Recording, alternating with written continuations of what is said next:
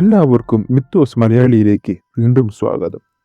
ഇന്ന് ശാസ്ത്രലോകം പറയുന്നത് പ്രകാരം ഏകദേശം 13.8 ബില്യൺ വർഷങ്ങൾക്ക് മുമ്പ് ബിഗ് ബാങ് എന്ന മഹാവിസ്ഫോടനത്തിലൂടെയാണ് ഈ ബ്രഹ്മാണ്ഡം രൂപം കൊണ്ടത്.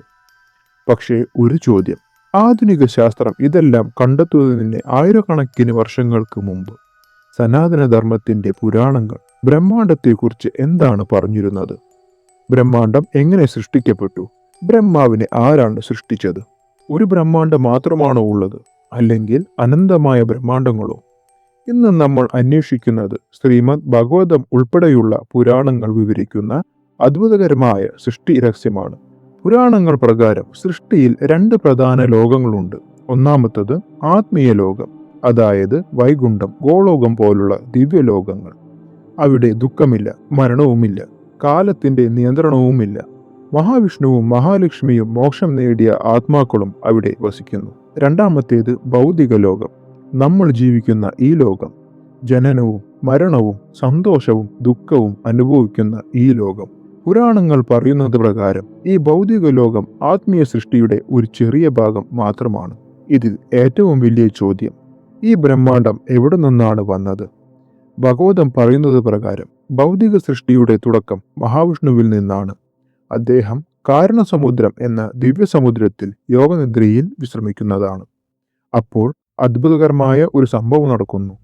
മഹാവിഷ്ണുവിന്റെ ഓരോ ശ്വാസത്തോടെയും അനവധി ബ്രഹ്മാണ്ഡങ്ങൾ ജനിക്കുന്നു. അദ്ദേഹം ശ്വാസം പുറത്തുവിടുമ്പോൾ അസംഖ്യ ബ്രഹ്മാണ്ഡങ്ങൾ ഉദ്ഭവിക്കുന്നു. ശ്വാസം ഉൾക്കൊള്ളുമ്പോൾ അവ വീണ്ടും അദ്ദേഹത്തിലേക്ക് ലയിക്കുന്നു.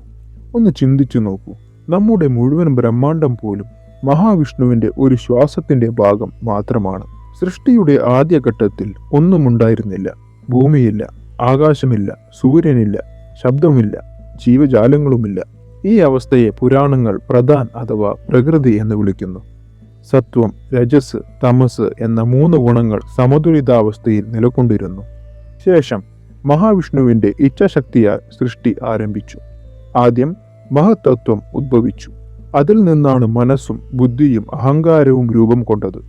ശേഷം പഞ്ചഭൂതങ്ങളെയും സൃഷ്ടിക്കപ്പെട്ടു. ആകാശം, വായു, അഗ്നി, ജലം, ഭൂമി. ഇവയൊക്കെയാണ് പിന്നീട് ബ്രഹ്മാണ്ഡത്തിന്റെ അടിസ്ഥാനമായത്. ശേഷം മഹാവിഷ്ണു ഗർഭോദകശായി വിഷ്ണു എന്ന രൂപത്തിൽ ഓരോ ബ്രഹ്മാണ്ഡത്തിലും പ്രവേശിക്കുന്നു. അദ്ദേഹത്തിന്റെ നാഭിയിൽ നിന്ന് ഒരു ദിവ്യ താമര വിരിയുന്നു. ആ താമരയിൽ നിന്നാണ് ബ്രഹ്മാവ് ജനിക്കുന്നത്. പക്ഷേ ആദ്യം ബ്രഹ്മാവിന് ഒന്നും മനസ്സിലാകുന്നില്ല. ഞാൻ ആരാണ്? എവിടെ നിന്നാണ് ഞാൻ വന്നത്? ചുറ്റും അനന്തമായ ഇരുട്ട് മാത്രം. അപ്പോൾ ബ്രഹ്മാവ് ദീർഘകാലം ധ്യാനം ചെയ്യുന്നു. ശേഷം വിഷ്ണു പ്രത്യക്ഷപ്പെട്ട് സൃഷ്ടിയുടെ രഹസ്യങ്ങൾ അദ്ദേഹത്തെ പഠിപ്പിക്കുന്നു. അതിനുശേഷമാണ് ബ്രഹ്മാവ് ലോകങ്ങളെയും ഗ്രഹങ്ങളെയും ജീവജാലങ്ങളെയും സൃഷ്ടിക്കാൻ ആരംഭിക്കുന്നത്. ഇവിടെയാണ് പുരാണങ്ങൾ മറ്റൊരു അത്ഭുതകരമായ ആശയം അവതരിപ്പിക്കുന്നത്. ഒരു ബ്രഹ്മാണ്ഡം മാത്രമല്ല, അനന്തമായ ബ്രഹ്മാണ്ഡങ്ങൾ. ഒരു ബ്രഹ്മാണ്ഡത്തിന് സ്വന്തം ബ്രഹ്മാവും സ്വന്തം വിഷ്ണുവും സ്വന്തം സൃഷ്ടിചക്രവുമുണ്ട്. ഇന്നത്തെ മൾട്ടിവേഴ്സ് ആശയവുമായി ഇതിനെ ചിലർ താരതമ്യം ചെയ്യാറുണ്ട്.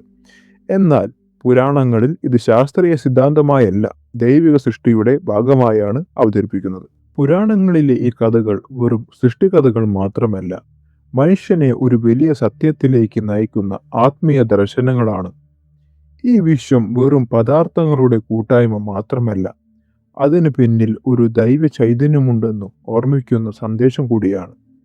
അതുകൊണ്ട് തന്നെ ആയിരക്കണക്കിന് വർഷങ്ങൾ കഴിഞ്ഞിട്ടും പുരാണങ്ങളിലെ ബ്രഹ്മാണ്ഡ രഹസ്യങ്ങൾ ഇന്നും മനുഷ്യനെ അത്ഭുതപ്പെടുത്തിക്കൊണ്ടിരിക്കുന്നു.